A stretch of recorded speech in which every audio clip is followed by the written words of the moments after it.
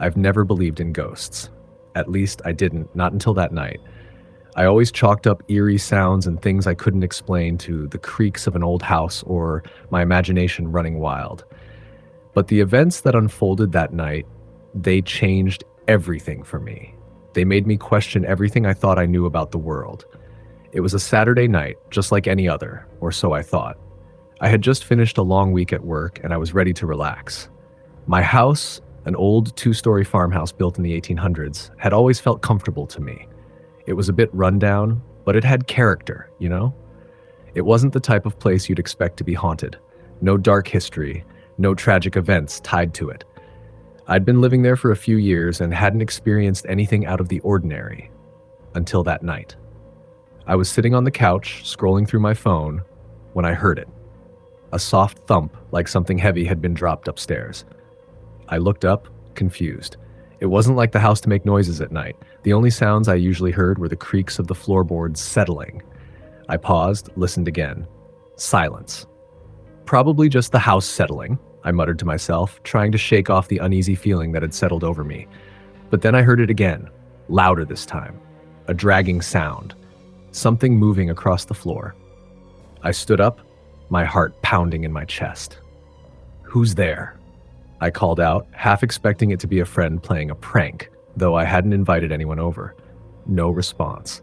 I felt ridiculous, but I grabbed a flashlight from the drawer and headed up the stairs. The hallway at the top of the stairs was dark, the only light coming from the small lamp in the living room below. I moved cautiously, the air growing colder with each step. The dragging sound was coming from the room at the end of the hall, the old guest room, which hadn't been used in years. I'd never thought much of it.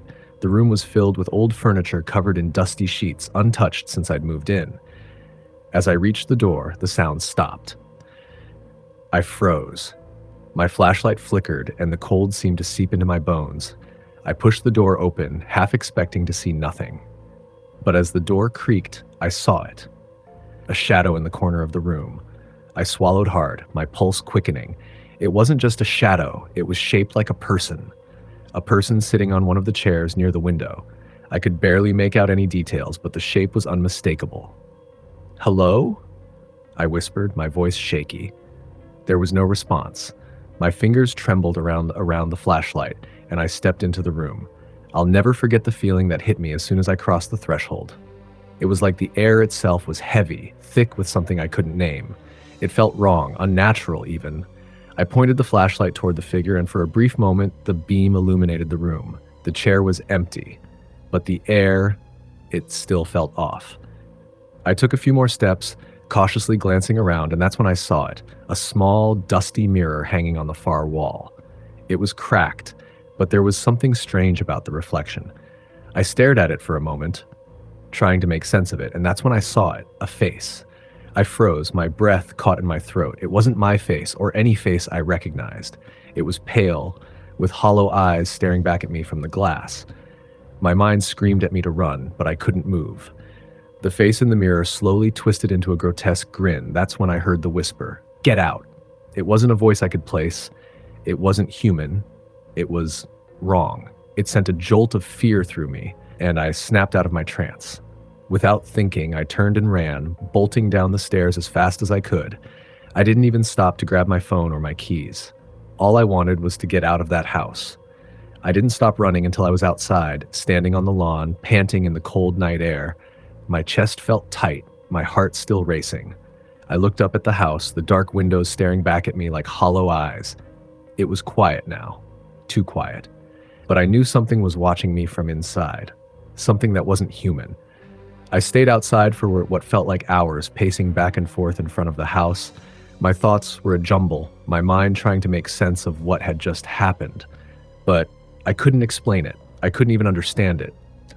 Finally, I couldn't take it anymore. I needed to go back inside. I had to face whatever was in there.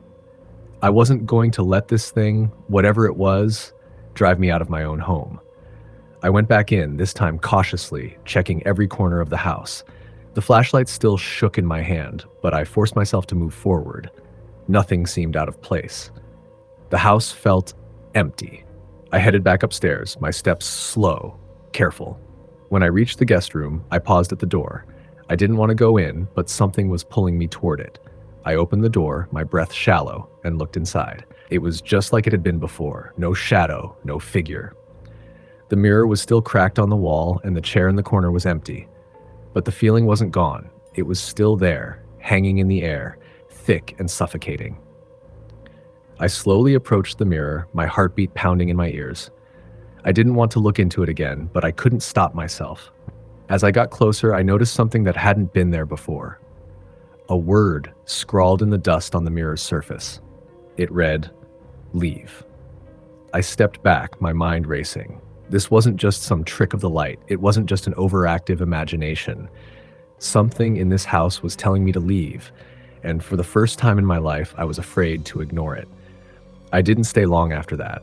I packed my things, grabbed whatever I could carry, and left. I didn't know where I was going, but I couldn't stay there. I couldn't be near that house any longer. And to this day, I haven't gone back. I don't know who or what was in that house, but I'm not foolish enough to believe that it's just gone. I can still hear it sometimes when I'm lying in bed at night. A soft whisper, a scraping sound. It's always just on the edge of hearing, like it's waiting for me to come back. But I won't. Not ever again. Next story. I don't know how to start this. I'm not even sure I believe in ghosts, but I don't know how else to explain what happened to me. What I experienced, well, it was something that no one should ever have to go through. It was just a regular Tuesday night, or so I thought. I had just moved into a new apartment, this old building in downtown, the kind that's been around since the early 1900s, with creaky floors and gas lamps on the streets outside. The rent was cheap, so I figured it was the perfect place to get settled.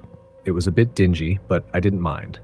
It was cozy in a way, and I was hoping the new space would bring a fresh start. Little did I know, it was the start of a nightmare. At first, things were fine. I unpacked, set up my things, and even made a few meals. The apartment had this musty smell, but nothing I couldn't deal with. The landlord, an old man named Mr. Graham, didn't seem like much. He was polite but distant, rarely showing up unless it was absolutely necessary. The other tenants were quiet. I never saw anyone for days. That should have been my first clue. It was the second week when things started to get weird. I remember sitting on the couch, scrolling through my phone, when I heard a soft thud coming from upstairs. I assumed it was just the old building settling, maybe a neighbor moving something heavy around. But then the thud turned into a scrape, and then a faint tapping. It was too rhythmic to be random. It felt intentional, like someone was knocking on the floor from above. I tried to ignore it, but that night I couldn't shake the feeling of being watched. I was lying in bed, the room feeling colder than usual, when I heard the tapping again, this time closer. I couldn't pinpoint the sound exactly, but it was coming from inside my own apartment. At first, I thought maybe a pipe was leaking or there was some animal trapped in the walls. But when I got up to investigate, nothing seemed out of place. The next few days were filled with strange occurrences. My lights flickered at odd times. My microwave would turn on by itself. The cabinets in the kitchen would creak open at night, though I was certain I had shut them earlier. I'm not a superstitious person, but this was beyond coincidence. Then came the first time I saw her. I was walking down the hallway outside my apartment when I saw a woman at the end of the corridor. She was standing perfectly still, just staring at the wall. Her back was to me, and her long, dark hair cascaded down her back like a heavy curtain. At first, I thought she was a new tenant, but as I got closer, I realized something was wrong. She was dressed in an old-fashioned white gown, almost like a wedding dress, but torn and yellowed with age. Her movements were stiff, like she was barely able to keep herself upright. I didn't say anything. I couldn't. I stood frozen in place. The woman didn't acknowledge me at all. She just kept staring at the wall, her eyes vacant. It was like she was waiting for something, but I had no idea what. I tried to brush it off.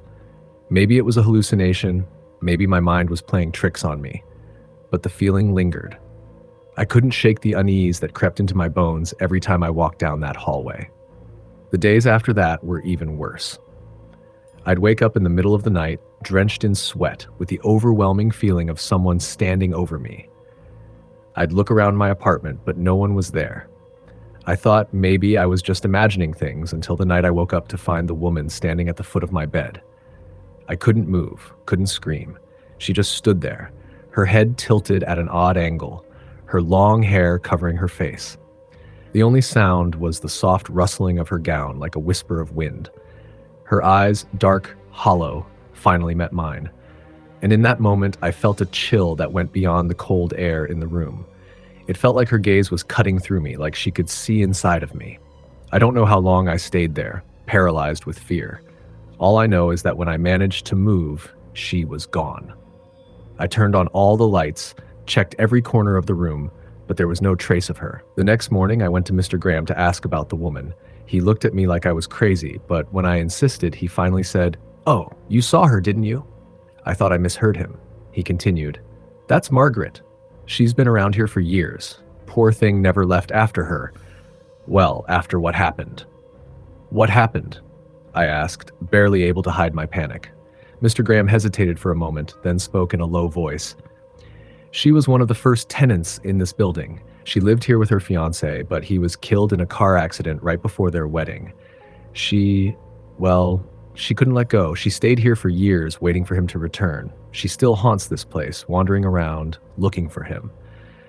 I didn't know what to say. I tried to brush it off, telling myself it was just a sad story, a ghost story that had gotten too old to be real.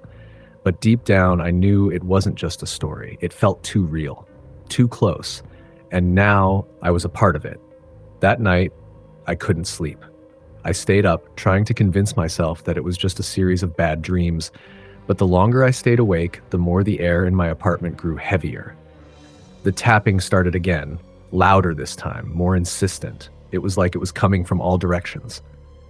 I grabbed a flashlight and moved toward the source of the noise, my heart pounding in my chest. When I opened the closet door, there was nothing inside except for a small, old-fashioned mirror resting on the floor. I had never seen it before. It wasn't mine. I bent down to pick it up, and as soon as my fingers touched the glass, the temperature in the room dropped. My breath turned to fog. I stared into the mirror, but instead of my reflection, I saw the woman, Margaret, standing behind me, her face pale and contorted in agony. I spun around, but she wasn't there. The mirror had gone dark again. I had to leave. I couldn't stay in that apartment anymore. I packed my things in a panic, my hands shaking as I grabbed whatever I could. But as I was about to walk out the door, I heard her voice, soft, like a whisper, but clear as day. "Please, don't leave me." I froze. My body locked in place. I turned slowly, expecting to see her standing in the hallway, but it was just the empty apartment. Nothing was there. I never went back. I couldn't. I don't know what happened to her, if she's still there, still waiting. But I do know that some places are haunted by more than just memories. Some places carry something darker, something that never leaves. And if you're unlucky enough to be in the wrong place at the wrong time, it finds you. I don't believe in ghosts, not really, but what I saw, what I felt, I can't explain that. Maybe there's something more to this world than we understand. Maybe some spirits can't move on, and maybe, just maybe, there are places you should never, ever live. Next story. I had always thought of myself as a practical person, someone who didn't believe in the supernatural. Ghosts, spirits, all that stuff was just superstition, right? That's what I told myself anyway. Until the night that changed everything. It started with a simple trip. My friends and I had been planning to spend the weekend in the mountains. We rented a cabin in a remote area, far from the usual tourist traps, the kind of place where you could sit on the porch and stare at the stars without any city lights getting in the way. It seemed like the perfect escape. The cabin itself was beautiful, with large windows overlooking a forest and a cozy fireplace inside. There were just 5 of us, me, my best friend Rachel, her boyfriend Adam, and 2 other friends, Lucas and Sarah. We arrived in the late afternoon, just as the sun was starting to dip behind the mountains. The air was crisp, and there was a sense of calm, the kind of calm that makes you feel like you're the only people in the world. That first night, we settled in, unpacking our bags and cooking dinner. We spent hours talking, laughing, and playing games. As the night went on, we started to feel a little too comfortable, like we were all forgetting just how isolated the cabin really was. The nearest town was miles away, and the only other cabin in the area was too far to even see. Around midnight, after a few rounds of cards, we decided to head outside for some fresh air. It had gotten chilly, but the air felt good on our faces. As we walked around the property, the moonlight casting long shadows across the trees, we saw something that made us stop in our tracks. It was a figure, standing in the woods just outside the tree line. At first, I thought it was just a trick of the light, or maybe one of the trees playing games with my eyes. But then it moved. The figure took a slow, deliberate step toward us. I could see the outline of a person, but it wasn't clear. They were dressed in dark clothes, and their heads seemed to be tilted unnaturally to one side, like they were staring at us. I remember feeling a strange chill run down my spine. It wasn't fear, exactly, more like confusion. Was someone lost? Was this another hiker out in the middle of nowhere in the dead of night? I turned to Rachel, but when I looked back, the figure was gone. Just gone. The trees were still, the night silent again. I laughed it off. Probably just an animal or something, I said, trying to make light of the situation. But no one laughed. We all just stood there, staring at the empty woods. Should we go back inside? Adam asked, his voice a little shakier than usual. We all agreed it was a good idea, and we quickly made our way back to the cabin, shutting the door behind us as if that could protect us from whatever it was we had just seen. But when we sat down in the living room, I couldn't shake the feeling that something wasn't right. I had this nagging thought in the back of my mind that the figure wasn't just a person, or at least not a person in the way I understood it. The night passed without incident, but when we woke up the next morning, things felt different. There was an odd heaviness in the air, like the cabin had absorbed the unease from the night before. At breakfast, we were all quiet, not really talking much. I think we were all still processing what had happened. After we finished eating, Rachel suggested we go for a hike. I wasn't sure about going back out there, but the others were eager to put the strange experience behind us, so I reluctantly agreed. We hiked for hours, winding through dense trees and up rocky hills, but even though the day was beautiful and the sun was shining, I couldn't shake the feeling of being watched. Every time I looked over my shoulder, I half expected to see someone standing just out of view. I tried to ignore it, but it gnawed at me. It wasn't like I was scared exactly, more like I was on edge, like there was something wrong with the entire situation. By the time we made our way back to the cabin, it was late afternoon.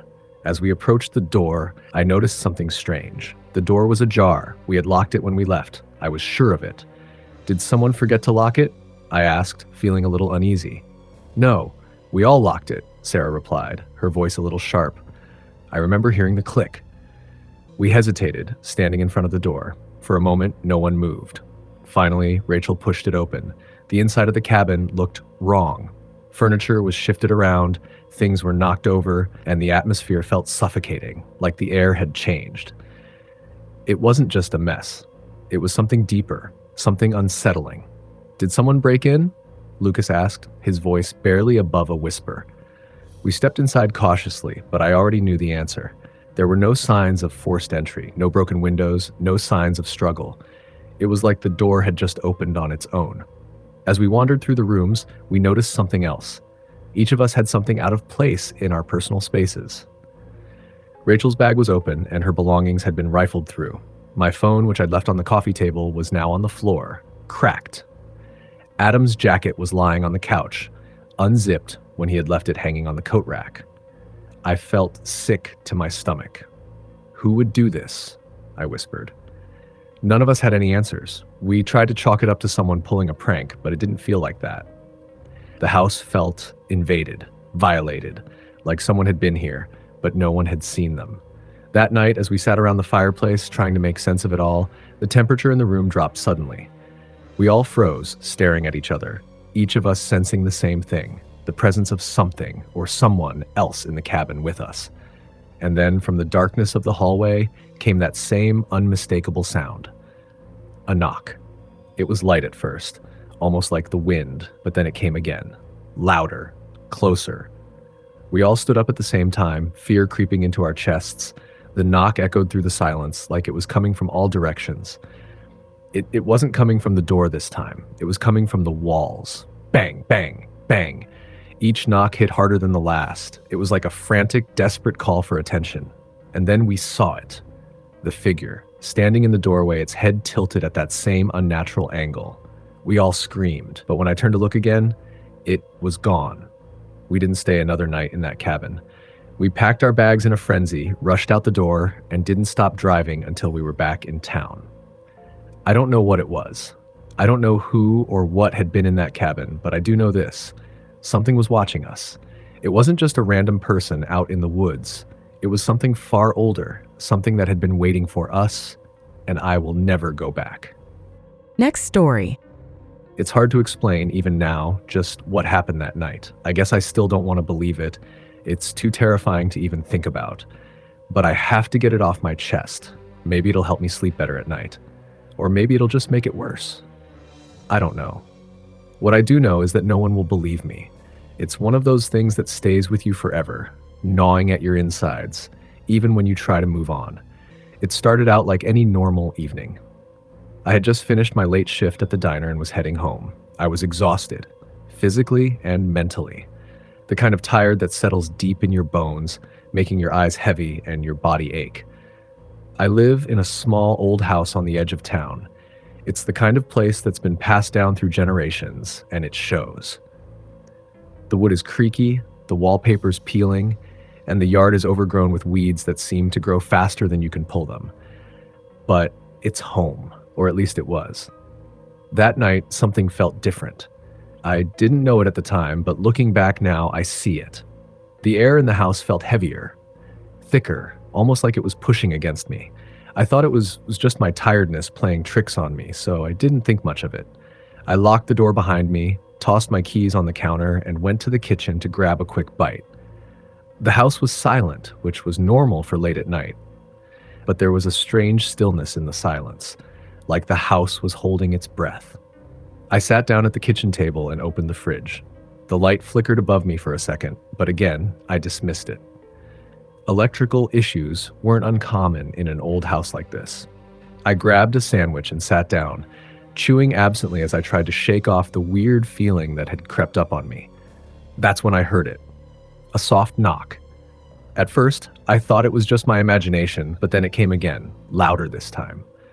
The knock was coming from upstairs. At first, I froze. I told myself it was just the house settling, the wood expanding and contracting with the temperature change. But then I heard it again. This time, it was unmistakable. A knock, followed by a slow, dragging sound, like something heavy was being pulled across the floor. I stood up, my heart suddenly pounding in my chest.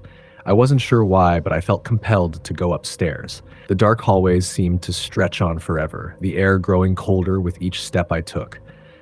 I reached the bottom of the staircase, staring up into the dark, knowing that I should have just gone to bed, but something in me couldn't let it go. I slowly ascended the stairs, my hand trembling on the railing. As I reached the top, I noticed that the door to the guest room was slightly ajar. That's when the hairs on the back of my neck stood up. The guest room wasn't used much. It was just a storage space for old furniture and boxes. But there was something about the way the door was cracked open that made my blood run cold. I hesitated, but my curiosity got the better of me. I pushed the door open and stepped inside. The room was pitch dark, the only light coming from the faint glow of the street light outside filtering through the curtains. I glanced around, but nothing seemed out of place, just the usual clutter. But then I noticed it. A figure, standing at the far corner of the room. It was too dark to make out any details, but I could see the shape of it, tall, thin, almost skeletal. The figure wasn't moving, it was just standing there, staring at me. My heart stopped for a second, and for the first time in a long time, I felt completely paralyzed with fear. My mind screamed at me to run, to get out of there, but my feet wouldn't move, and then it spoke. The voice wasn't loud, but it wasn't quiet either. It was raspy, almost like it hadn't been used in years, and it came from the figure in the corner. "Why did you come here?" it whispered, the words curling in my ears like smoke. "You shouldn't have come here." My blood turned to ice. I couldn't breathe. I couldn't think. I wanted to scream, but nothing came out. My legs finally obeyed, and I stumbled backward out of the room, slamming the door behind me. I stood there in the hallway, breathing hard, my heart thundering in my chest. I don't know how long I stood there, but eventually I forced myself to move. I ran downstairs, not looking back, and locked myself in my bedroom. I threw the covers over my head, hoping that would somehow make everything go away. But I could still feel it. That presence, watching me, waiting. I didn't sleep that night. Every little creak of the house made me jump. Every gust of wind that rattled the windows sent a jolt of panic through my body. I kept thinking I saw something moving in the shadows, but when I looked, nothing was there. The whole night was a blur of fear and restless, fitful moments. The next morning, I tried to convince myself it had all been a nightmare. I hadn't been feeling well for a few days, and the exhaustion from work probably had something to do with it. I needed to pull myself together. But something inside me kept whispering that it wasn't just a bad dream, that something in that house was very real, and it wasn't going anywhere. Days passed, and I went about my usual routine, but the feeling never went away. The house was different now. It was like it was holding secrets I wasn't supposed to know, and the more I ignored it, the more it seemed to push back. Little things started happening. Lights flickering, doors creaking open on their own, and strange sounds at night that sounded like whispers just beyond the edge of hearing. But I couldn't tell anyone. They'd think I was crazy, and maybe I was. But then one night, I woke up to the sound of footsteps. Slow, deliberate, coming from the hallway outside my bedroom. I sat up, my heart racing. It was like the air had thickened again, heavy and oppressive. The steps grew louder, closer. They were right outside my door now. My hand shook as I reached for the knob, ready to open it and confront whatever was out there. But I stopped. The door to my bedroom opened by itself. I don't know how, but it did. And standing there in the doorway was the figure again. It was even closer now, and I could see it clearly. It wasn't human. Its skin was pale and stretched tight over bone, its eyes wide and empty, like two black pits that stared right through me. Its mouth twisted into a grin that was too wide, too stretched, and it spoke again. "You should have left when you had the chance," it said, its voice like fingernails scraping against a chalkboard. "Now, you're mine." The room spun around me, and I collapsed onto the floor. I could feel something cold, something sharp, pressing against me. I don't remember much after that, just flashes of darkness and the feeling of being pulled somewhere I couldn't escape from. When I woke up, it was morning again. The house was silent, too silent. I looked around, expecting to see the figure lurking in the shadows, but there was nothing. It was as if the night had never happened. But it had. I knew it. I could still feel the coldness in the air, still feel its presence lurking just beyond my vision. And no matter how many times I try to shake it off, I know it's still here, watching, waiting. And now I wonder if it ever really leaves. Next story. It was an old house, the kind of place you'd see in horror movies, a sprawling, weathered mansion on the outskirts of a small town. When I moved in, I didn't think much of it. It was cheap, which, as a struggling artist trying to make a name for myself, was all I cared about at the time. The house had been vacant for years, and most of the neighbors had long since moved away, leaving the place to rot. But I was drawn to it. The high ceilings, the wide windows, the endless hallways, it seemed like the perfect place to escape and create.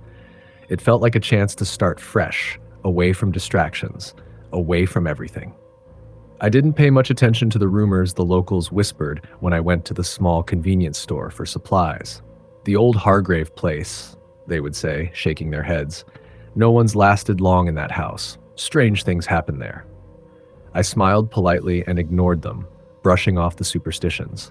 Old houses often had strange creaks and groans. Old houses sometimes just made you feel uneasy, especially at night. It was nothing. That first night, I unpacked my things, set up my art studio in the large room on the second floor, and made dinner in the dilapidated kitchen. There was a distinct chill in the air, but I told myself it was just the old, drafty windows. By the time the sun set, the house felt eerily quiet. I tried to ignore the strange atmosphere and telling myself it was just my nerves after the long drive. I turned on some music, picked up a paintbrush, and got to work. But soon, the silence was broken. A soft thud echoed from upstairs, followed by a dragging sound. It was faint, but it was there. It didn't sound like the house settling. It sounded like footsteps. Heavy, slow footsteps, dragging as if someone were walking through the hallways with great effort. I froze. My heart skipped a beat, and I tried to convince myself it was just the house, settling like old houses do. But the dragging sound continued, moving closer to the stairs. I didn't know what to do. Should I investigate? Should I call someone? I slowly set down the paintbrush and tiptoed toward the stairs, my pulse racing. I could feel the hair on the back of my neck standing on end. As I reached the base of the stairs, I stopped. I saw something moving at the top. A shadow. My breath caught in my throat. The shadow shifted, disappearing out of view as if it had seen me. I couldn't move. My entire body felt frozen in place. And then I heard it. A whisper, a raspy voice that seemed to come from everywhere and nowhere at once. You shouldn't be here. The voice was so close, I felt like someone was standing right next to me, whispering in my ear. I turned quickly, but no one was there. The house was empty.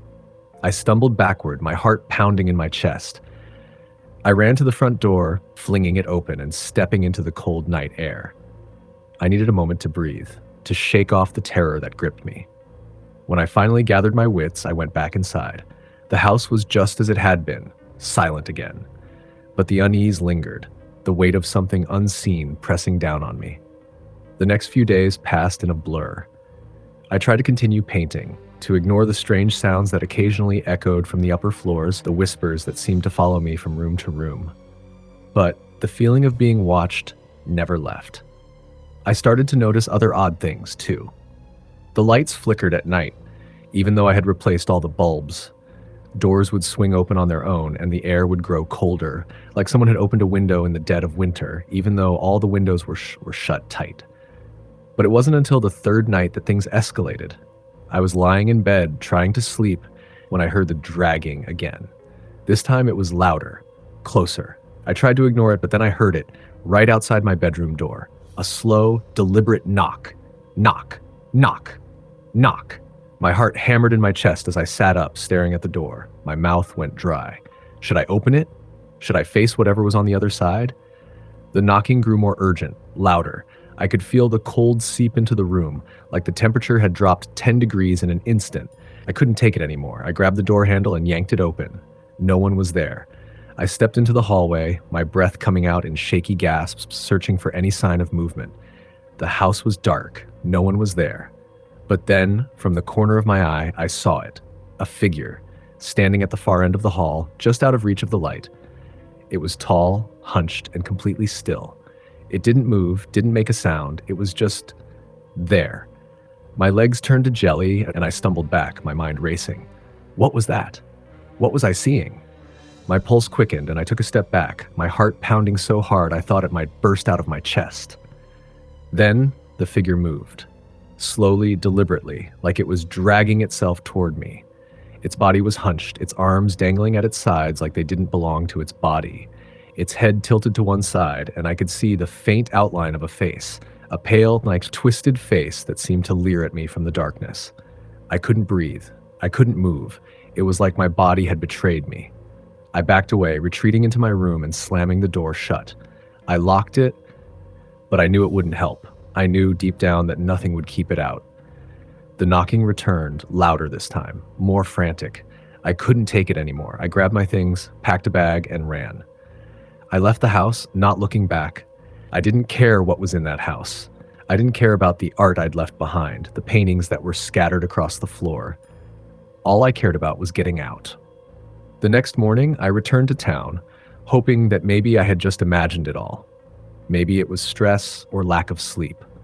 But when I went to the local diner, I couldn't ignore the way the old waitress looked at me. "You're the one staying at the Hargrave place, right?" she asked, her voice low, almost a whisper. I nodded, too exhausted to lie. "People don't stay there long," she said, her eyes darting toward the window, as if someone might overhear. "That place, it's got a history. A bad one. The Hargraves weren't the first to live there. You know that, right?" I shook my head, not sure I wanted to hear the rest. But she leaned in, her voice barely audible. "They say the house was built on land where something terrible happened. People who stayed there before, well, they all heard the whispers, felt the presence, and those who didn't leave, they didn't come back." My stomach twisted. I didn't need to hear any more. I knew exactly what she was talking about. I've never gone back to that house. I've moved on, but the memories still haunt me. Sometimes I can still hear the dragging, the whispering, and the knocking just beyond the edge of my mind, as if it's waiting for me to return. Next story. I don't know how to explain it, but I think I saw a ghost. Or maybe it wasn't a ghost at all. Maybe it was something worse. Either way, I don't think I'll ever forget what happened that night. It's been a while, but I still get chills whenever I think about it. I'd been staying at my cousin's house for the weekend. She lived in a small town in upstate New York, one of those places where everyone knows each other and the houses are old but well kept. Her house was no exception. It was an old Victorian, with creaky floors and large windows that let in a lot of light during the day. The kind of house that looks charming in the daylight, but can feel eerie when night falls. It was the second night of my stay, and we'd spent the evening watching movies in the living room. My cousin, Jenna, had gone to bed around midnight, but I wasn't ready to sleep. I decided to take a walk around the house before turning in. I had this weird feeling like something was off, but I couldn't place it. Maybe it was just the house, the old wallpaper, the flickering lights, but I had this nagging sensation that I couldn't shake. I made my way downstairs, through the kitchen, and into the hallway. The hallway was long and narrow, lined with pictures of Jenna's family and ancestors. At the end of the hallway was a staircase that led up to the attic, a space I'd never been in. It always looked creepy to me, like even during the day. The door at the top of the stairs was just a little off-kilter, like it didn't quite fit right in the frame. But it was never locked, and Jenna had always said she never went up there much. I wasn't planning on going up, but something made me stop in front of the door. Maybe it was curiosity, or maybe it was the way the darkness beyond seemed to pull me in.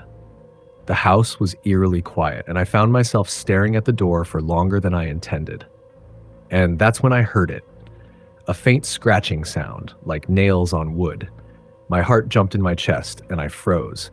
The scratching stopped, then started again, louder this time. It was coming from the attic, and it sounded like something, or someone, was trying to get out. I tried to tell myself it was just the house settling, or maybe some small animal had gotten trapped up there, but I couldn't shake the feeling that something was wrong. I stood there staring at the door, trying to convince myself to just go back to my room. But the curiosity was too much. I had to know what was up there. So with my heart pounding in my chest, I slowly walked up the stairs and reached for the door. The moment I touched the doorknob, the scratching stopped. Complete silence. I hesitated for a moment, then turned the knob and pushed the door open. The attic was dark, so dark that I couldn't see a thing. But I could feel the temperature drop immediately. The air was thick, heavy, like something was pressing down on me. I fumbled around for the light switch, my fingers brushing the cool, damp walls. When I finally found it, I flicked the switch on, and the dim light above illuminated the room. The attic was exactly how I imagined it. Dusty, full of old furniture, boxes, and forgotten things. But there was something else, something that made my skin crawl. In the far corner of the room, by the window, was a figure. At first, I thought it was just a shadow, but then I realized it was too solid to be a shadow. It was standing still, facing the corner, just standing there. I couldn't breathe. I was paralyzed, unable to move or speak. The figure didn't seem to notice me, didn't move a muscle. It just stood there, motionless, as if waiting for something. I wanted to turn and run, but my legs felt like they were made of stone. My mind raced. Was it a person? But no one had come up here, and Jenna was in her room, asleep. I finally managed to take a step back, then another. I don't know what happened, but I stumbled and fell down the stairs. My heart was pounding, and I felt like I couldn't catch my breath. When I landed at the bottom of the stairs, I didn't look up. I didn't want to see if the figure had moved. I ran to my room, locked the door, and sat on the bed, trying to calm myself down. I kept replaying what I had seen, my mind refusing to accept it. What had I seen? Was it a person? A shadow? A ghost? I stayed up the rest of the night, too scared to sleep, too terrified to move. The silence in the house was unbearable, and every little creak or groan of the floorboards made me jump. The next morning, I woke up early, exhausted from the lack of sleep. I didn't tell Jenna what had happened the night before. I didn't want to sound crazy. Maybe I had imagined it, maybe it had been a trick of the light, or maybe it was just the house playing tricks on me. But I couldn't get the image of that figure out of my mind. As the day went on, I tried to forget about it, but something was nagging at me. I couldn't shake the feeling that the figure was still up there in the attic, waiting. I tried to distract myself by exploring the town with Jenna, but even after we came back in the evening, I couldn't let it go. Later that night, when Jenna went to bed, I decided to go up to the attic again. I told myself I had to know. I couldn't leave without understanding what was happening in that room. So I climbed the stairs again, this time with a flashlight in hand. The door creaked open and I stepped inside, my heartbeat echoing in my ears. The attic was just as it had been before, dark, dusty, and full of old things. But there was something new. In the far corner, the figure was still standing. And this time it wasn't facing the corner. It was facing me. I froze again, my breath catching in my throat. The figure was a man, his clothes old-fashioned, like something out of the 1800s. He had a pale face, hollow eyes that seemed to stare right through me.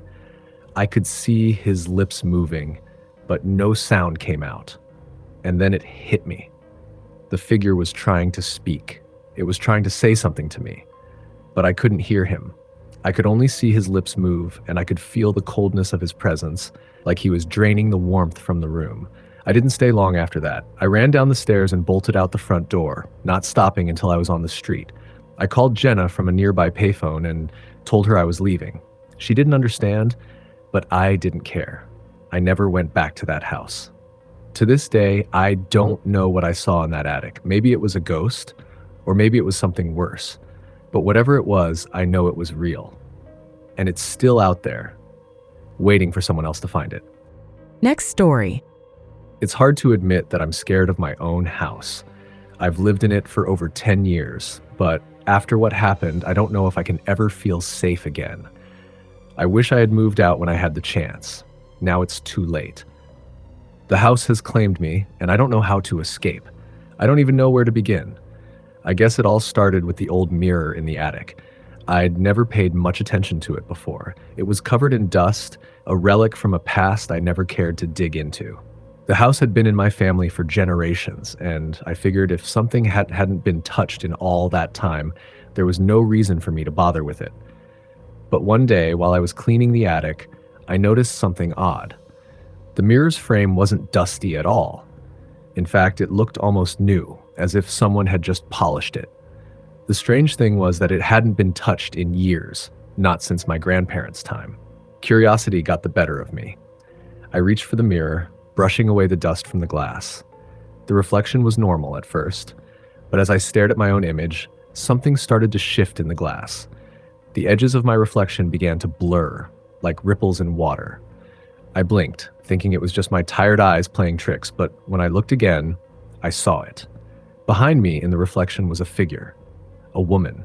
She was standing in the corner of the attic, her face obscured by shadows. She was dressed in old-fashioned clothing, the kind my great-grandmother used to wear. But that wasn't what scared me. What terrified me was that I hadn't heard her move. She hadn't made a sound, and yet she was there, as clear as day in the reflection. I turned around, expecting to find the attic empty, but there was no one. Just the dusty old boxes and piles of forgotten things. My heart started pounding, and I felt a chill run down my spine. Maybe I was just imagining things. I couldn't let myself get worked up over something so silly. But when I looked back at the mirror, the woman was still there, her eyes fixed on me, her mouth slightly open like she was about to speak. I had to get out of the attic. I don't even remember how I managed to climb down the stairs. My legs were shaking, my breath short and panicked.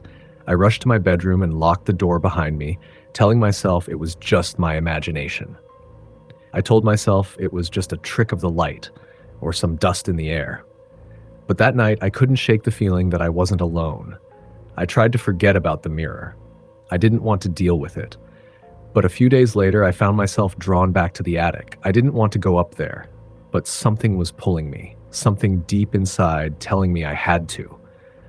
When I reached the attic door, I hesitated. My heart was pounding, my hands clammy, but I opened it anyway. The mirror was still there, sitting in the corner of the room, exactly where I had left it. But this time, the air felt different, heavy, oppressive.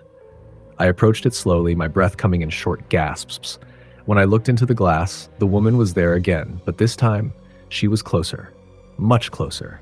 Her face was now visible, and her expression was twisted into something grotesque. Her eyes were wide, unblinking, and her mouth stretched into a grin that didn't seem human. Her skin was pale, almost as if it had been drained of life. The worst part? She wasn't standing in the corner anymore. She was moving toward me, slowly, deliberately, step by step. I could see her reflection, but when I turned around, the attic was empty. I backed away from the mirror, my heart racing, but it was like something had a hold of me. I couldn't look away. The woman's reflection was now inches away from mine, her face just behind my shoulder. I felt her cold breath on the back of my neck, and then I heard her whisper. "Come closer," she said. Her voice was faint, but it was there, clear as day. "You've come too far to turn back now." I screamed and stumbled backward, falling to the floor. I couldn't get away fast enough. I scrambled to my feet, and for a moment I thought I was going to pass out. I ran out of the attic, slamming the door behind me. I locked it, and then I sat down in the hallway, trembling. I didn't sleep that night, or the next. Every time I closed my eyes, I saw her. Her twisted face, her hollow eyes, her mouth stretching open in that unnatural grin. And no matter where I went, I couldn't escape the feeling that she was watching me, following me. I tried everything to get rid of the mirror. I covered it with a blanket, I moved it to the basement, but no matter what I did, it always found its way back to the attic. The same spot, the same angle, as if it had never been touched. And then the strange things started happening. At night, I would hear footsteps in the hall outside my door. Slow, deliberate, like someone was walking toward my bedroom. I would get up to check, but no one was there. And then the whispers started, soft, distant at first, but growing louder each night. They would come from the attic, and then they would follow me, like they were inside my head, echoing through my thoughts. I tried to talk to my family about it, but no one believed me. They thought I was just stressed, overworked. But I knew something was wrong. I could feel it in my bones. The house was alive, and it didn't want me to leave. One night, I couldn't take it anymore. I grabbed a crowbar from the garage and went up to the attic. I wasn't going to be haunted by that thing any longer. I was going to destroy it. The mirror had to go. When I reached the attic, I felt the air shift again, heavy and thick. The mirror was there, exactly where it had been before. I raised the crowbar and swung it at the glass with all my strength, but it didn't break. Instead, the glass rippled like water, and the woman's face appeared in the reflection again. This time, she wasn't just smiling. She was laughing, her mouth wide, her eyes wide with something that looked like pure madness. Her reflection reached out from the mirror, and before I knew it, I felt cold hands grip my wrist. I tried to pull away, but it was no use. Her grip was too strong, her fingers digging into my skin like claws. She was pulling me in, dragging me toward the glass. I screamed and fought, but her grip only tightened, her laugh echoing in my ears. And then, for the briefest moment, I saw my reflection. But it wasn't me, it was her, standing in my place, wearing my face, smiling that twisted smile. I blacked out, and when I woke up, I was lying on the attic floor.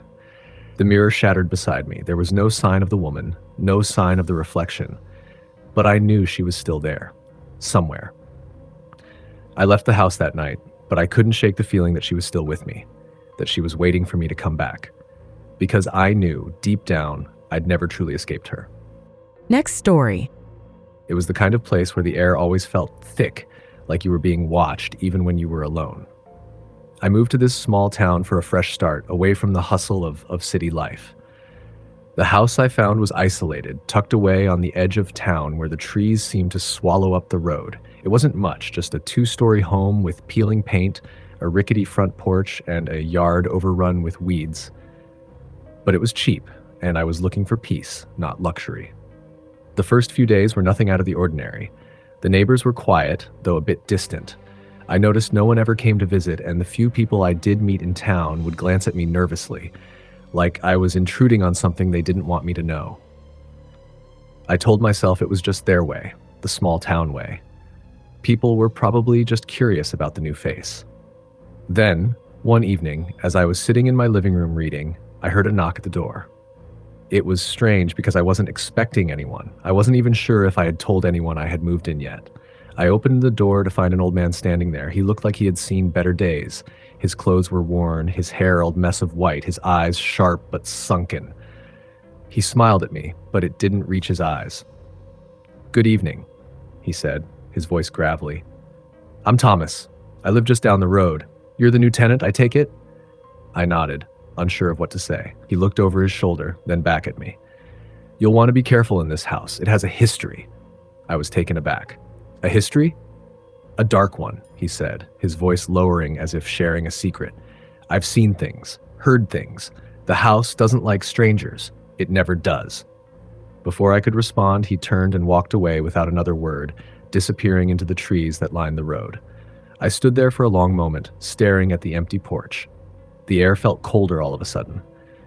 Was he serious? It was just an old man with stories, I thought. People in small towns were known for their strange ways, after all. The next few days, though, I began to notice odd things happening. At night, the house would creak like it was settling, but it wasn't the usual kind of creak you'd expect from an old house.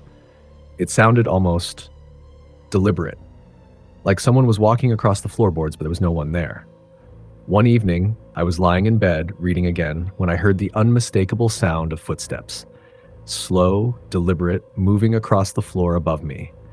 My heart raced. I had checked the upstairs earlier. There was no one there. I climbed out of bed, cautiously, and grabbed a flashlight. I moved through the house, slowly, and the sounds stopped as soon as I reached the staircase. But as I climbed the stairs to the second floor, my breath caught in my throat. I couldn't explain it, but the air on the stairs felt heavier, like I was walking through a fog. The footsteps had started again, but now they were right behind me. I turned around, my heart in my throat, but no one was there. Just the empty, dimly lit hallway. The house felt so cold suddenly, and I was sure I could hear something faint, like whispers in the air, just beyond my hearing. I returned to my room, my mind racing. I told myself it was just my imagination, but deep down, I knew something wasn't right. The next day, I met one of my neighbors, Miss Jenkins. She was an elderly woman, kind and warm, but there was something in her eyes that unsettled me. When I mentioned the strange noises, she grew quiet. "The house has its secrets," she said slowly, as if she was choosing her words carefully.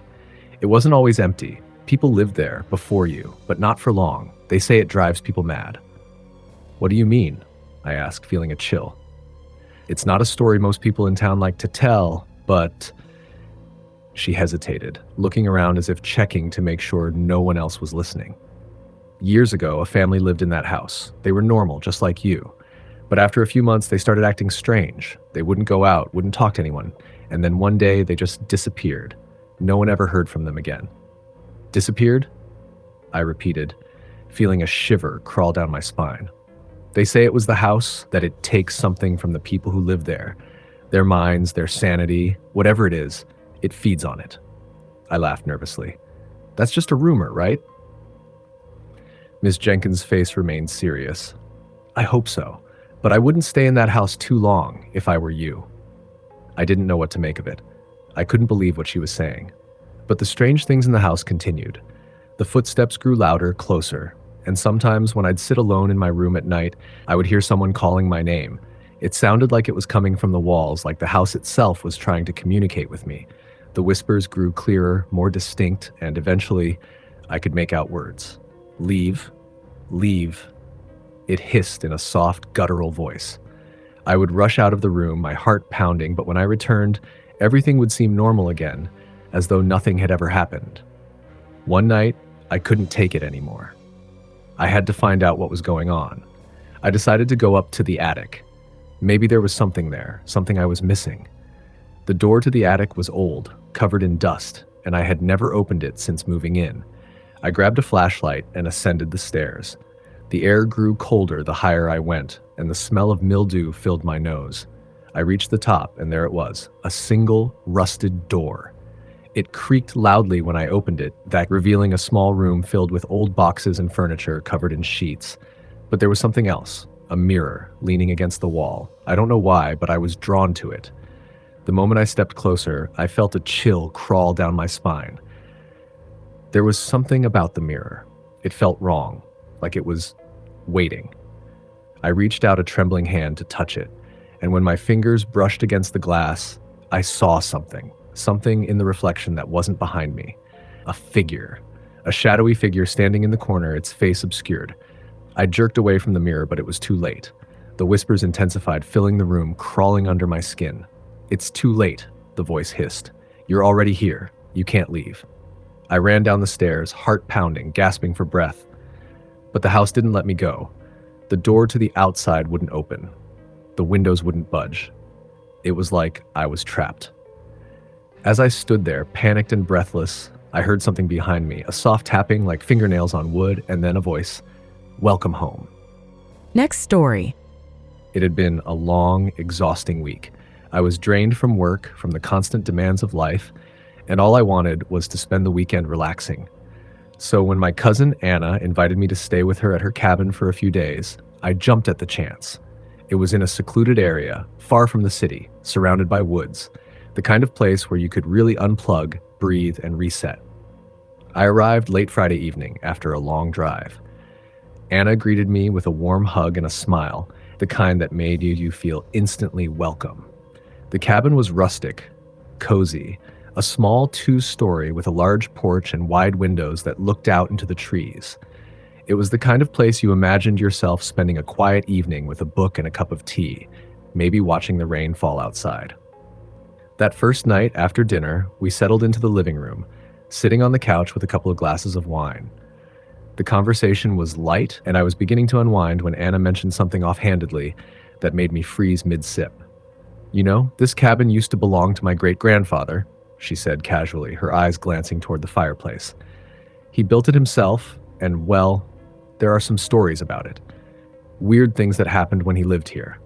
I raised an eyebrow. "Weird things? What do you mean?" Anna smiled, but it wasn't her usual warm smile. It was more like a half smile, like she was unsure whether to continue. She hesitated for a moment before speaking again.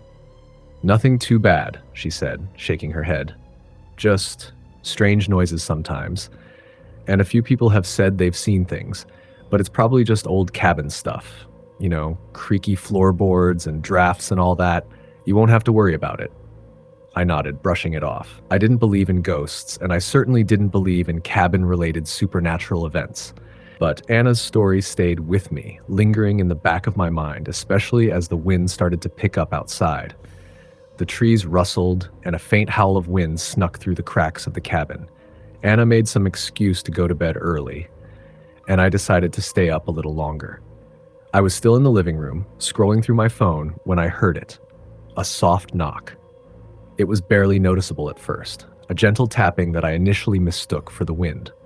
But then it came again, louder this time. Tap, tap, tap. I glanced around, my eyes darting toward the door. The knock was coming from the front door. I wasn't expecting anyone. It was so late. I froze for a moment, wondering if Anna had heard it too, but then I realized she was already in bed. Reluctantly, I stood up and made my way to the door. I wasn't sure why I was nervous. I told myself it was just the wind or maybe an animal, but something about it didn't feel right. When I opened the door, no one was there. I stepped outside, scanning the darkness.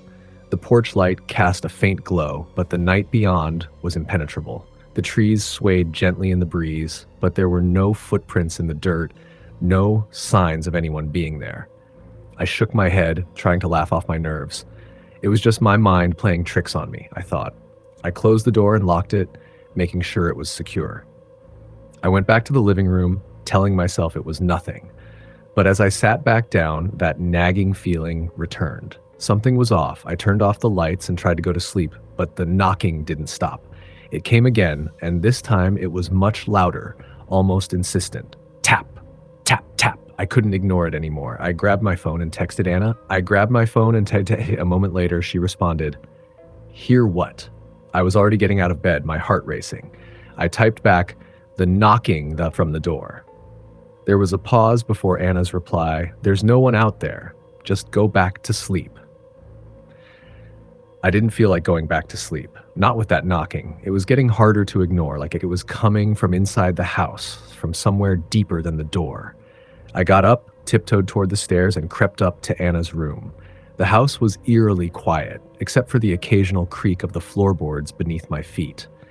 I reached her door and knocked gently. "Anna?" I whispered, my voice shaking. No answer. I knocked again, this time louder. Anna? I slowly turned the doorknob and pushed the door open. The room was empty. The bed was made, and there was no sign of Anna. My breath caught in my throat. Where was she? The knocking came again. I turned, feeling the weight of the silence pressing down on me. The knocking wasn't just coming from the door anymore. It was coming from all around me. Soft at first, then louder, more frantic. It was coming from inside the walls. I stepped back, my hands trembling. What the hell was going on? My eyes flicked to the window and I saw it. A figure, standing in the window, looking in at me. My heart nearly stopped. I couldn't make out any features, just a dark shape in the shadows. Then it vanished, as if it had never been there at all. I ran downstairs back into the living room, like desperate to find something, anything that would explain what was happening. But when I looked at the floor, I saw something that made my blood run cold. There, right in the center of the living room, was an old, dusty suitcase. It wasn't there before. I approached it slowly, my hand hovering over the latch. I wasn't sure I wanted to open it, but I couldn't stop myself. Inside, there was nothing but a stack of old, yellowed photographs and a single note. The photos were of a man, someone I didn't recognize, but there was something familiar about his face. The man was standing in front of the cabin years ago, a solemn look on his face. I picked up the note. It read, "I built this place for us, for you, but you never left." My throat tightened, my pulse quickened, and then I heard it again, the knocking, the relentless knocking from inside the walls, growing louder as if it was trying to break free. I ran out of the cabin, out into the cold night air, not stopping until I reached my car. I drove straight through the night, too scared to turn around and look back. The next morning, I called Anna to ask if she had seen the suitcase, the photographs, or heard the knocking. But when I reached her, she sounded confused. "What suitcase?" she asked. "What are you talking about?" I didn't know how to explain it. All I knew was that the cabin, her cabin, was never truly empty. There was something in the walls, something that had been there long before we arrived, and whatever it was, it had been waiting for me. Next story. It was a quiet night. Too quiet. I had just moved into a new town, a small, sleepy place that seemed frozen in time. I didn't know anyone, but I figured that was fine. I liked being alone.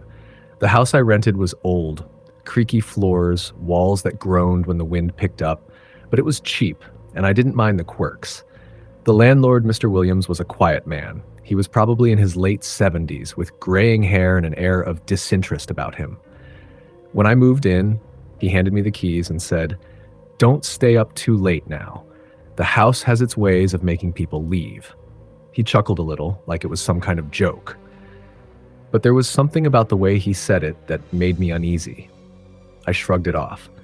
After all, I had no reason to think it was anything more than an odd quirk of his personality. The first few nights were uneventful. I unpacked, settled in, and tried to get used to the house's noises. The wind made the windows rattle, and the old wood creaked like it was alive. But it was peaceful, too peaceful almost. And then, on the fourth night, something happened. I had been reading in bed, the lamp beside me casting a soft glow. The house was silent, the kind of silence that felt suffocating. I was just about to turn the page when I heard it. A tapping noise, faint at first, like someone was gently knocking on the wall. It came from upstairs. I sat up, listening intently. The tapping continued, rhythmic and deliberate. I assumed it was just an old pipe or something, but then it stopped abruptly. A few minutes passed, and I was starting to relax again when I heard it, closer this time. A soft scratch against the floor, like something dragging across the wood. I froze. It wasn't the wind. It wasn't a pipe. It was something else, something deliberate. I told myself it was nothing. Maybe a rat in the walls. I didn't know, but I wasn't going to let my imagination get the best of me. Still, I couldn't shake the feeling that I wasn't alone in the house. That night, sleep didn't come easily. Every little noise made me jump. The wind, the house settling, the floorboards creaking, all of it felt like it was happening on purpose, like something was trying to get my attention. The next day, I called Mr. Williams. I was hesitant, unsure of what to even say. But when I mentioned the noises, his voice grew quieter. "It's nothing to worry about," he said, his tone hard. "The house has a way of adapting to its residents. Some people find it a bit much." "What do you mean?" I asked, my curiosity piqued. Let's just say it's not the kind of place for everyone. You might hear things, see things, but it's harmless. Just ignore it. See things? I repeated, my voice rising slightly. Just don't stay up too late, he said again, like it was the answer to everything. He hung up shortly after. I was unsettled, but I didn't want to overreact. People have weird ways of dealing with old houses, right? But later that night, I couldn't ignore the sounds any longer. The tapping started again, and this time it wasn't just coming from the walls or floor, it was coming from the hallway right outside my bedroom door. I tried to ignore it, I really did, but the scratching continued, growing louder, like something was dragging itself toward me. My heart pounded in my chest. I couldn't breathe. I knew I had to check it out, but every instinct told me not to. Slowly, I stood up, my legs unsteady. The floorboards groaned under my weight as I moved toward the door. The air in the hallway was cold, far colder than it had been in my room. I reached for the doorknob, but before I could turn it, I heard something, a voice, a whisper. It was faint, but unmistakable. Don't open it. I stumbled back, my body frozen in terror. I wanted to run, to get out of there, but I couldn't move. It was like something had rooted me to the spot. The whispering continued, a soft voice calling my name now. Sarah.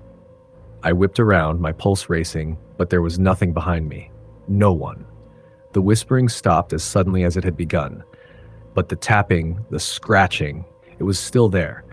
It was coming from just behind the door now, as if something or someone was right on the other side, waiting. I didn't open the door that night. I couldn't. I locked it, turned on the light, and huddled under the blankets, staring at the door, waiting for something to happen.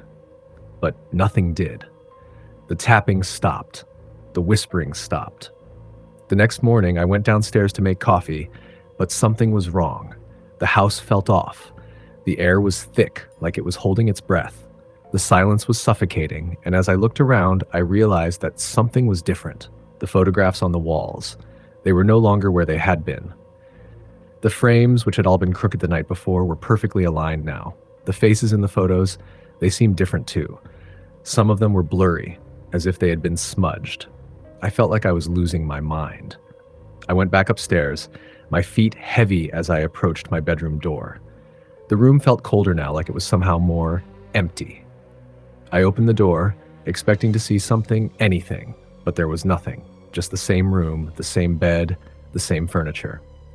I turned to leave, but then I saw it. A handprint smeared across the wall. The same handprint was on the door too. And there were more scratches, deeper this time, gouged into the wood like something had been clawing at it. It was then that I realized something. I had seen that handprint before. It was the same handprint that had been on the wall outside my bedroom door the night before. But I had never touched the walls. I had never come that close. I felt my stomach drop. I ran out of the room, down the stairs, and straight to the front door. But when I tried to open it, I found it locked. I pulled at the knob, but it wouldn't budge. I ran to the windows, but they were all sealed shut. I was trapped. I don't know how long I spent trying to get out. Hours, maybe.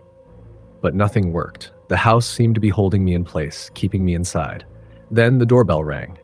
I froze. No one had been here all day. No one should have been here.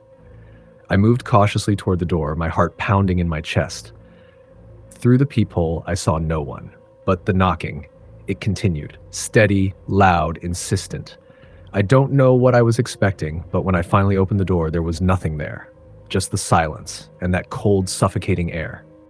Next story. I used to be a skeptic. I didn't believe in ghosts, spirits, or anything that went bump in the night. I used to laugh at the people who swore they had seen something unexplainable. But after what happened to me, I can't look at the world the same way. It all started with the house. My wife, Anna, and I had been looking for a new place for months. We wanted something with a little more space, a place where we could start a family. We found it in a quiet, rural town about an hour away from the city.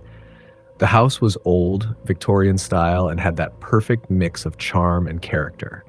Sure, it was a little run down, but that just made it more affordable. The previous owners had moved out, and we could tell they'd been there for decades, but the price was right, and the place had potential. The first few days were great. We spent most of our time unpacking, setting up furniture, and painting walls. The house creaked in all the right ways, the way an old house should, and at first it felt like it had history, like it had been waiting for us to come and live in it. But that didn't last long. It was the middle of the second week when I noticed something strange. I was downstairs in the living room, sorting through boxes when I heard what sounded like footsteps upstairs. At first, I figured Anna was moving around, maybe trying to find something. But when I called out her name, she didn't answer. I assumed she had gone out, but the footsteps continued. Slow, deliberate steps on the wooden floor, dragging slightly, like someone was walking with a limp. I went upstairs to check, but when I reached the top of the stairs, I was met with silence. The hallway was empty. Anna wasn't there, and nothing seemed out of place. I chalked it up to my imagination, maybe just the house settling, and tried to ignore it. But the footsteps came back. They were faint at first, but then they grew louder, more frequent. Every night, right around 2 a.m., I'd hear them, slow, dragging steps coming from above. I asked Anna about it, but she just laughed it off, saying she didn't hear anything. I felt embarrassed even bringing it up, like I was making something out of nothing. But it was hard to ignore. After a few days, I started to feel uncomfortable in my own home. I didn't want to be alone in the house at night, but I couldn't explain why. One night, I decided to stay up and wait for the footsteps. I wasn't sure what I expected, but I wanted to prove to myself that I wasn't just imagining things.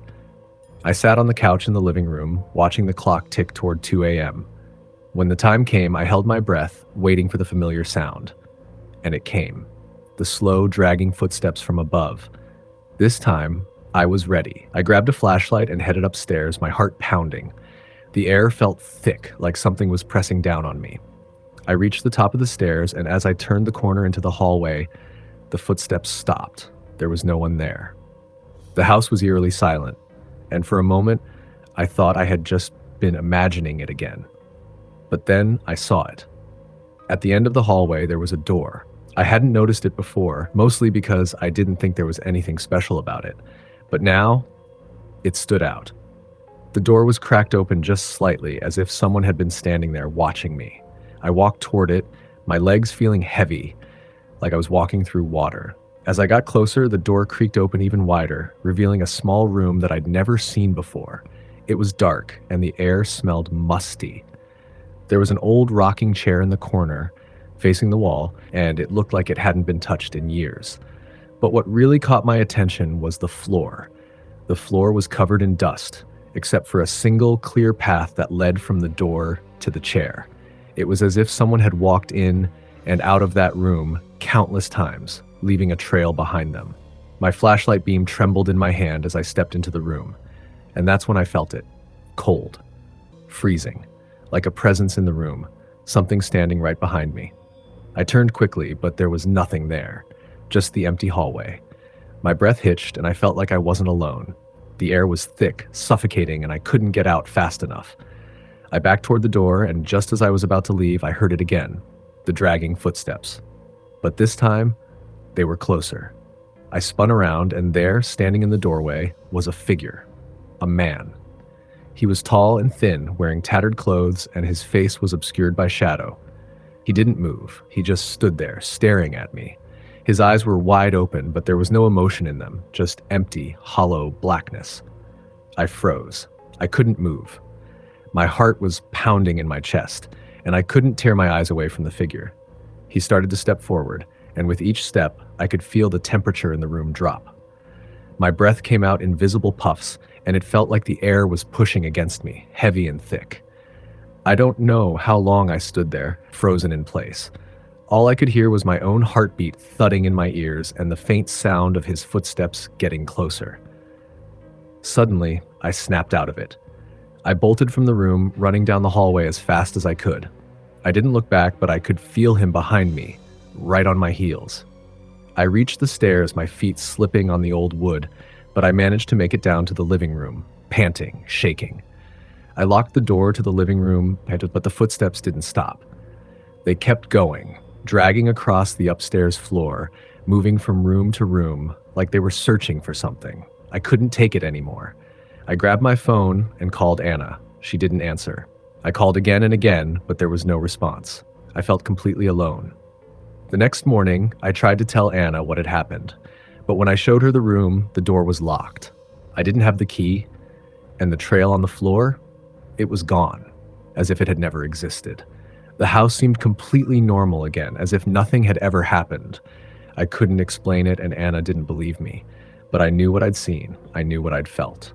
And that night, the footsteps returned. Next story. It started with the phone call. I had just come home from work, exhausted after a long day. I dropped my keys on the kitchen counter and tossed my bag aside. As I was heading to the living room to collapse on the couch, my phone rang. It was an unfamiliar number. Normally, I wouldn't answer, but something compelled me to pick it up.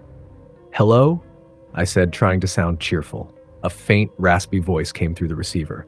"Help me." I froze. The voice sounded like it was coming from far away, distorted, almost as if the person was underwater. I strained to listen. "Who is this?" I asked, my stomach tightening. "Please, help me." The voice trailed off and the line went silent. I checked the screen. The call had ended. I stared at the phone for a few moments, my mind racing. Who was that? And why did it sound so urgent? I tried calling the number back, but it went straight to voicemail. It was an out-of-service number. A wave of unease washed over me. Maybe it was just a prank call, I thought, but I couldn't shake the feeling that something was wrong. That night, I couldn't sleep. I kept tossing and turning, the words "help me" echoing in my mind. Finally, around 2 a.m., I heard it again. The phone rang. I almost didn't pick it up, but I did. "Hello?" I whispered into the darkness. It was the same voice. "Help me." I sat up in bed, heart pounding. The voice was clearer this time, but there was something different, something darker. The desperation in it was palpable. "Who are you?" I demanded, my voice shaking now. There was a long pause, and then the voice spoke again, but this time it sounded different, like it was coming from a different place entirely. I'm not who you think I am." The line clicked and went dead. I felt a chill creep up my spine, but I told myself to stay calm. Maybe it was a glitch, a wrong number. Maybe I was just tired hearing things. But deep down, I knew that wasn't the case. Something was happening, something I couldn't explain. The next few days were uneventful. The calls stopped, and I went about my routine. But a feeling of unease followed me everywhere I went. I started to hear things. Footsteps behind me when no one was there, whispers in the air when I was alone. I tried to convince myself it was just stress, just my imagination running wild. Then one evening, as I sat on the couch, scrolling through my phone, I received another call. I stared at the screen, a mix of dread and curiosity coursing through me. I didn't want to answer, but I couldn't stop myself. "Hello?" I said, my voice barely above a whisper. "Help me," came the voice again. This time it was clearer than ever, as if the person was standing right next to me. I felt a rush of fear surge through me. "Who is this? What do you want?" The voice paused, taking a shaky breath. "I'm trapped. You have to help me." My heart pounded in my chest. "Trapped? What do you mean?"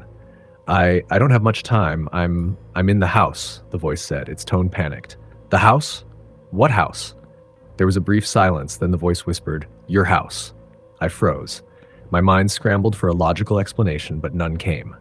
I looked around, the room suddenly feeling suffocating, as though something invisible was pressing in from all sides. "Where are you?" I asked, my voice trembling. "Where are you in the house?"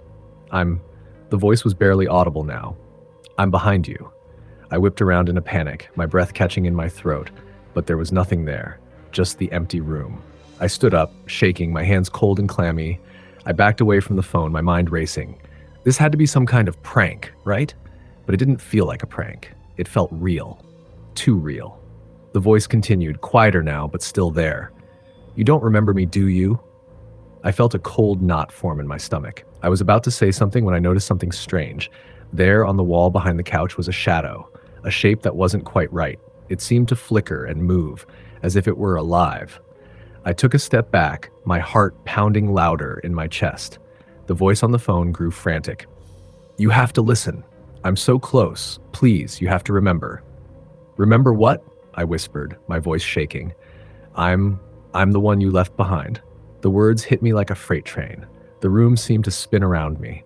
I couldn't breathe. I didn't understand. What was this? Who was this? Suddenly, the shadow on the wall shifted, growing larger and darker, as if it were reaching toward me. The air in the room thickened. The voice on the phone grew louder, almost frantic. "You left me to die. You can't escape it." I dropped the phone, my hands shaking uncontrollably. The shadow surged forward and I stumbled backwards at my feet hitting the coffee table. I scrambled to my feet, desperate to get away, but the shadow followed, flickering in and out of view like it was closing in on me. And then I heard it, the voice, no longer coming from the phone but from behind me. It was clearer now, sharp and unmistakable. "I'm right here." I turned, and there it was. A figure, dark, indistinct, a blur of shifting shadows. The face, I couldn't see the face, but I knew it was looking at me. I could feel its eyes on me, cold and accusing. "Who are you?" I gasped, backing away, but I couldn't move fast enough. It was as if the very air had thickened, slowing my every step. "I'm the one you left behind," it whispered, its voice a low, guttural sound that sent a chill through my entire body. The shadow lunged, and I screamed, slamming my back against the wall, trying to get away, but I couldn't escape. My mind was racing, but all I could hear was that whisper, the words, the accusation, the voice that had once been on the phone. "I'm trapped." I woke up the next morning on the floor, my body stiff and aching. I didn't remember how I'd ended up there. The phone was lying a few feet away, still on the ground. I reached for it, trembling, but when I picked it up, there was no trace of the strange calls. No numbers, no messages, nothing. Just the blank screen. I don't know what happened that night. I don't know if it was real or if it was some kind of hallucination. But I haven't heard the voice since, and I haven't seen that shadow. But every time I pick up the phone now, my hand trembles. And sometimes when I'm alone, I hear it, the faintest whisper carried on the wind, "Help me," and I wonder if I'll ever be able to escape it. Next story. It was supposed to be a simple weekend getaway. I had been working nonstop, and when a friend suggested we spend the weekend at an old cabin in the woods, I jumped at the chance. The cabin was isolated, a small structure nestled among towering pines, and it had been passed down through his family for generations. His excitement was infectious, and I couldn't wait to escape the chaos of the city. We arrived late in the afternoon, just as the sun began to set. The air was crisp, and the scent of pine needles filled my lungs as we unloaded our things. The cabin was quaint, rustic, complete with a stone fireplace, wooden beams, and a small porch that overlooked a quiet lake. There was something peaceful about the place, though a little worn, as if it had been standing for a long time. The kind of place you could easily imagine stories coming from. After a few beers on the porch, we decided to take a walk down to the lake before it got too dark. The air was still, almost eerily quiet, and the only sounds were the occasional rustling of leaves and the distant call of birds. We walked along a narrow path that led to the water's edge, where the fading light of the day seemed to stretch on forever. That's when I saw it. In the distance, across the lake, something was moving. At first, I thought it was just a trick of the light, a reflection of the trees, or maybe a shadow passing over the water. But then it moved again, slowly, deliberately, like it was watching us. I nudged my friend Jake and pointed across the lake. "Do you see that?" He squinted, narrowing his eyes. "What, that thing over there?" he asked, his voice casual, but I could hear the hesitation in it. I nodded, but when I looked back, the figure was gone. "Probably just a deer or something," Jake said, dismissing it, but I wasn't so sure. The way it moved, it wasn't like any animal I had ever seen. It was too deliberate, too human. We shrugged it off and went back to the cabin, but the feeling of being watched lingered. As night fell and the darkness settled over the cabin, we made dinner, shared a few more drinks, and tried to shake off the unease we both felt. The wind picked up, rustling the trees outside, and we sat in front of the fireplace, chatting about anything and everything. But every now and then I would glance toward the window, and I could have sworn I saw something moving just beyond the trees, just out of sight. I chalked it up to the alcohol, to my imagination running wild. But then came the sound. A knock. Soft at first, almost gentle, as if someone was tapping on the door. We both froze, staring at the door, trying to decide if we had imagined it. But then it came again, this time louder, more insistent. Jake stood up, looking nervous. "Who the hell is out there?" he muttered under his breath. He approached the door cautiously, peering out through the small window next to it. Nothing. No one. Just the inky blackness of the woods surrounding the cabin. He stepped back. Weird, he said, turning to face me. There's no one out there. I felt a chill crawl down my spine. Maybe it's just the wind, or an animal. Yeah, sure, he said, though his voice didn't sound entirely convinced. He locked the door and sat back down, trying to act casual, but I could tell he was as uneasy as I was. We tried to continue the night as normal, but the feeling of being watched never left. Every creak of the old cabin seemed amplified in the silence. The occasional sound of something scraping against the walls, was it the wind? Or something else? And then, we heard it again. This time it was louder, a long, dragging sound, like something heavy being pulled across the floor. It came from upstairs. We both looked at each other, frozen, the hair on the back of our neck standing on end.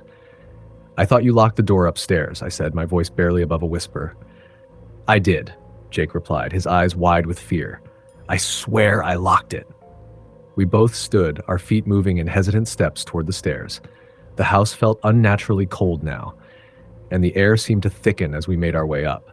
The dragging sound grew louder with each step. It was coming from the end of the hallway. We reached the top of the stairs, and I could feel my heart pounding in my chest. I took a deep breath and pushed open the door to the room at the end of the hall. There was nothing there, just an empty room. A single bed, a dresser, a small window that overlooked the woods. But the air in the room felt wrong, heavy, like it was saturated with something dark, something I couldn't quite explain. Jake was breathing heavily, his face pale. What the hell? I turned to him, my eyes wide. We're not alone here. Suddenly, the door slammed shut behind us with a deafening bang. We both jumped, spinning around to face it, but the room was still empty. The window, though, was different. It had fogged up, the condensation forming strange patterns on the glass, like something had pressed against it from the inside. I was about to speak when I noticed it, a figure standing just beyond the fogged-up window. It was tall, thin, its form almost skeletal, its face obscured in shadow, but I could feel its eyes on me, cold and calculating. Jake, I whispered, my voice shaking. Do you see that? He turned to look, his eyes widening with horror. Oh my God! Before either of us could react, the dragging sound started again, this time coming from behind us. We both spun around, but there was nothing there, and then the door opened on its own. I couldn't breathe. I grabbed Jake's arm, pulling him toward the stairs. We rushed down, stumbling in our panic, but when we reached the living room, it was too late. The figure was there, standing in the doorway. It was no longer just a shadow. It was real. Its face was pale, gaunt, and its eyes, those eyes were black like empty voids. It stepped forward, slowly, its movements jerky, unnatural, as though it was dragging something heavy behind it. Jake screamed, pulling at the door, trying to escape, but it wouldn't open. The handle turned, but the door remained locked, as if it were being held shut by some unseen force. The figure took another step forward. I had no choice. My heart raced as I bolted toward the window, breaking through the glass with a single desperate movement. I pulled myself through the jagged opening, my body cutting against the shards, but I didn't care. I didn't care about the pain. I had to get out. I grabbed Jake's arm and we ran, not looking back as we sprinted into the woods, not stopping until we reached the road. I never went back to that cabin. I don't know what it was, what we saw, but I know one thing. There are things in this world that we are not meant to understand. Things that, once they see you, will never let you leave. Next story. It was supposed to be a quiet night. Just me, my books, and the dim light of a lamp casting shadows across the room. I live alone in a modest apartment in the city. Nothing fancy, but it's comfortable. I work long hours, and after a stressful week, all I wanted was to curl up on the couch with a good novel and let the world fade away for a few hours.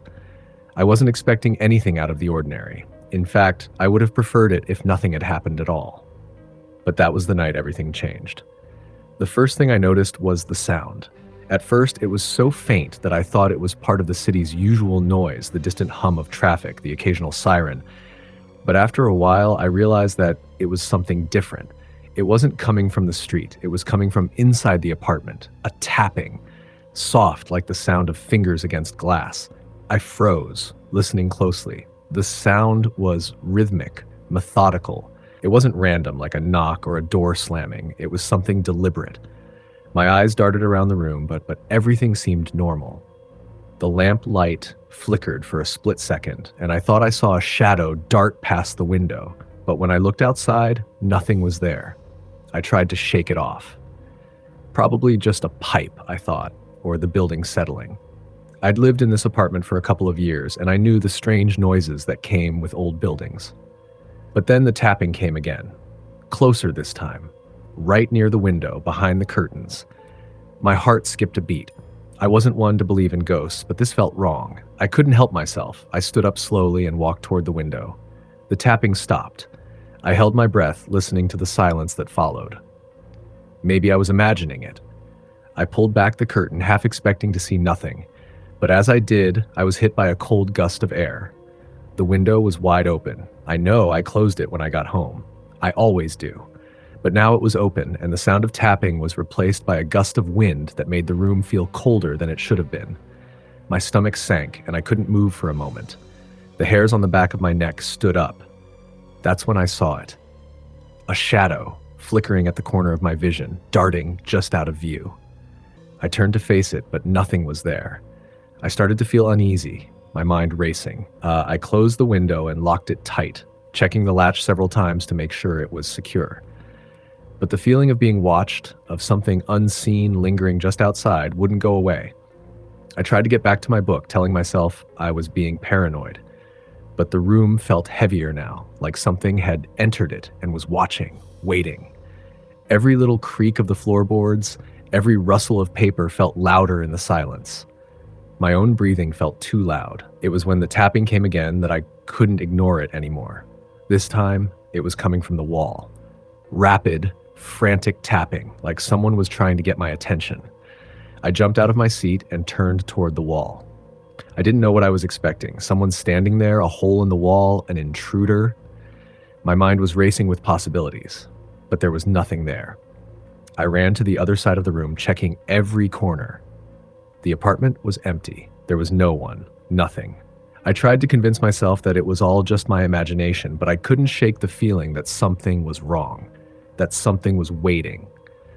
The tapping continued for what felt like hours, never stopping. I finally grabbed my phone and called my friend Sarah. I didn't even care how strange it might sound. I just needed to hear a familiar voice. "Hey," I said when she picked up, my voice shaking. "I'm freaking out a little. I don't know if I'm just losing it, but something's happening in my apartment." There was silence on the other end, then a hesitant reply. "What do you mean? What's going on?" I explained the tapping, the cold air, the feeling that something was in the room with me. She was quiet for a moment, and I could almost hear her thinking. "You're not alone, are you?"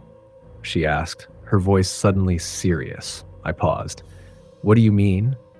"I mean, is there someone with you? Have you had anyone over recently?" "No," I replied, my voice barely a whisper. "It's just me. I've been alone all night." "Okay, listen," she said. "I don't know if I believe in this kind of stuff, but I've heard things about your building. People have said it's not right." I felt a chill run down my spine. "What do you mean, not right?" Sarah's voice dropped lower, almost in a whisper.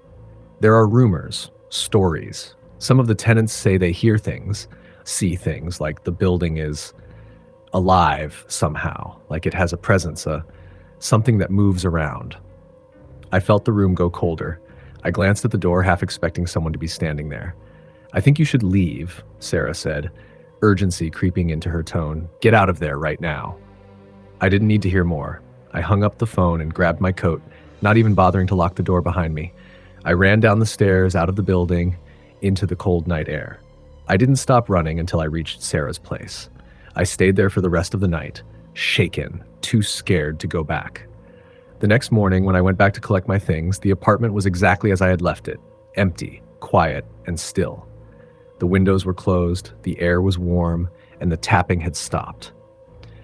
But as I stood there, in the silence of the apartment, I saw something I hadn't noticed before. On the wall near the window, there was a faint imprint, like a handprint. But the handprint wasn't mine. I've since moved out of that apartment. I don't know what happened that night or what was in that building. I don't know if it was a ghost or something else, but I know one thing for sure. I never want to go back. Next story. I've been working late every night for the past month, and I think it's finally starting to get to me. The exhaustion, the isolation, it's all starting to blur together in ways I never thought possible. But nothing could prepare me for what happened last night. Nothing. I work at a small law firm in the middle of downtown. It's a cramped, dimly lit office, but it's all I've got. The hours are long, the pay is decent, and I've been trying to make a name for myself. There's one problem, though. The building we work in, well, it's old. And by old, I mean old. The kind of building that creaks and groans at all hours, where the elevators sound like they've been on their last leg for decades. The kind of building where every hallway feels like it leads to nowhere, and every corner seems darker than the last. But I didn't mind at first. I was focused on my work, and the building had an odd charm to it. That is, until one night about 3 weeks ago when things started to change. It was about 10 p.m., just like any other night. My coworkers had gone home hours ago, and I was still at my desk, scribbling down notes for a case I was working on. The office was quiet, the kind of silence that makes you feel like you're the only person left in the world. I'd gotten used to it, but something felt off that night. Just a little, but enough to make me look over my shoulder every so often. That's when I heard it. A knock. It was faint, barely audible over the hum of the fluorescent lights. I thought maybe it was the building settling or perhaps the janitor knocking on a door, but then I heard it again. This time, louder. A sharp knock on the door of the office across the hall. I wasn't sure why, but I felt a sudden chill run down my spine. I got up from my desk, walked out into the hallway, and glanced at the door. It was the office of Mr. Davis, one of the senior partners at the firm. The door was closed as usual, but I noticed something strange. There was a faint light coming from underneath the door, as though someone was still inside. But Mr. Davis had left hours ago. I was sure of it. I stood there for a moment, staring at the door. Then I heard it again, a knock. This time, it came from within the office. I was certain of it. My heart began to race. I didn't want to go in. I knew it was probably nothing, but something was pulling me toward the door. Against my better judgment, I reached for the handle and twisted it. The door creaked open, and I stepped inside. The office was empty, but the light, the one I had seen earlier, was still on. I don't know what made me do it, but I walked over to Mr. Davis' desk and pulled out the chair. There was a piece of paper on the desk, nothing unusual.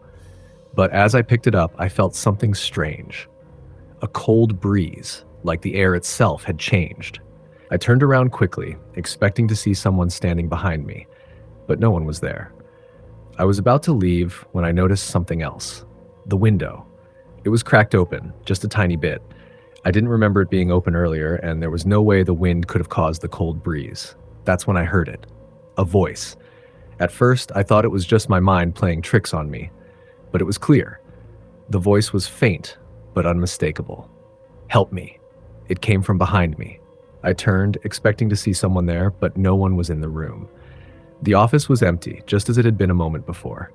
Help me. I froze. The voice wasn't coming from the walls or the air. It was coming from the floor, from beneath the desk. I could feel my legs go weak, my body paralyzed with fear. I couldn't move, couldn't speak. I just stared at the floor where I felt a strange vibration, like something was trying to reach out. Then the knocking started again, but this time it wasn't on the door. It was from beneath the floorboards, a frantic, almost desperate tapping sound, like something or someone was trapped. I backed away slowly, my breath coming in sharp gasps. I didn't know what to do. I was shaking, my hands clammy, my mind racing. But I knew one thing for sure. I had to get out of there. I bolted from the office, slamming the door behind me. I ran down the hallway, the sound of the knocking still echoing in my ears. It was getting louder, as though it was chasing me. I didn't stop running until I was outside, in the cold air, gasping for breath. My heart was pounding in my chest, my entire body shaking with adrenaline. I didn't know what I had just experienced, but I knew it was real. The next day, I couldn't shake the feeling of unease. I tried to go back to work, but the office felt different. The air was heavier, like the building itself was holding its breath. Every time I walked past Mr. Fry Davis' office, I couldn't help but glance at the door, half expecting to hear that same knock. And then the strange things started happening more frequently. Every night after everyone had gone home, I'd hear faint noises from the hallway, whispers, tapping, the soft scrape of furniture moving. But when I checked, there was never anyone there. It was like the building was haunted, like something was waiting for me in the shadows. I tried to tell myself it was just my imagination, but deep down, I knew something was wrong. But the worst part came last week. I'd stayed late again, working on some last-minute research when I heard it once more. The knock. The same sharp, insistent knock. But this time, it wasn't from Mr. Davis's office. It was from the closet in my own office. I didn't even have the courage to check. I just packed up my things and left. I didn't look back. And I haven't been back since. I don't know what's in that building, what's making those noises, or who's knocking on the doors. All I know is that I can't go back. Every time I think about it, I can still hear the knocking in my head, like it's trying to call me back. But I'll never answer. Not again. I've been running from this for a long time, but I can't keep pretending it didn't happen. I've tried to ignore it, to block it out, but it keeps creeping back into my mind like a shadow I can't outrun. If I don't tell someone, I don't know how much longer I'll be able to keep it together. Maybe this is my last chance to make sense of it. So here it is, in all its terrifying detail. The story of how I almost lost everything. It started with a phone call. I was living alone in a small apartment on the outskirts of the city. I wasn't lonely, but I appreciated the solitude. I had just moved into the place a few months ago, and everything was fine, until that call. It was a late night, somewhere around 2 a.m. I had just settled into bed, reading a book when my phone rang. It was an unknown number, and I almost let it go to voicemail, but something in my gut told me to answer it. I don't know why. Maybe I was curious, or maybe I was just bored. When I picked up, there was nothing. No sound, no voice, just silence on the other end. I waited for a few seconds, but still nothing, just static. I was about to hang up when I heard a faint whisper. "Help me." I almost dropped the phone. It was so quiet, like it was coming from a far distance, but I could hear it clear as day. I pressed the phone harder to my ear, trying to make sense of what I just heard. "Who is this?" I asked, my voice shaky. "Hello?" There was a pause and then another whisper. "Please, don't let me in." My blood ran cold. What did that even mean? I tried to brush it off, telling myself it was some prank or a glitch in the signal. I hung up and turned off my phone, but the uneasy feeling stayed with me, gnawing at the back of my mind. The next few days were fine. Nothing unusual happened. But that night, the phone rang again. Same time, 2 a.m., same number. My heart skipped a beat when I saw the caller ID. I didn't want to answer it, but I couldn't stop myself. When I picked up, there was the same silence on the other end. Then, the whisper again, barely audible but unmistakable. "Help me. Don't let me in." I sat there, frozen, my mind racing. "Who are you?" I demanded. "What do you want from me?" There was a long pause, and then I heard a sound that made my stomach turn. The faint sound of a door creaking open, followed by a slow, deliberate footstep. "Don't let me in," the voice repeated. "Please, they're coming." I was terrified now. I couldn't breathe. I couldn't think. I hung up the phone and tossed it across the room, but the chill in the air didn't go away. The voice was stuck in my head, repeating those words over and over again. "Don't let me in." That night, I didn't sleep. I stayed up, staring at the door, the windows, waiting for something, anything to happen. But nothing did. The morning came, and I tried to convince myself it had all been a bad dream, a figment of my imagination. But then it happened again. The phone rang at 2 a.m. I didn't even look at the caller ID this time. I knew who it was. The voice on the other end was weaker, more desperate. "Please, don't let me in," it pleaded.